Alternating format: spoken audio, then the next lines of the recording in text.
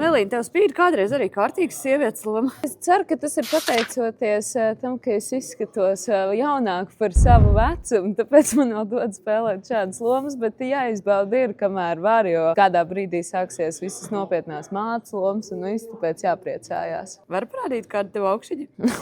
Jānāk uz izrādi un tad jāredz. Maziņš Mēs tāds varam... ātri un viss. Wow.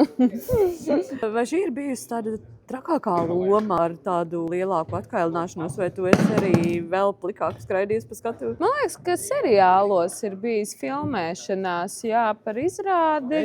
Man tagad tā grūti spriest. Varbūt, ka jā, varbūt, ka nē, bet kostīms viennozīmīgi ir viens no smukākajiem. Un ko domā par Interu Rešetinu? Nu, es taču nevaru teikt neko sliktu par viņu. Viņš ir vislabākais, visbrīnišķīgākais Inters, kur es pazīstu. Viņš ir vienīgais Inters, kur es pazīstu. Esi izslāpis pēc jaunumiem? Lasi žurnālu Jauns un privāts.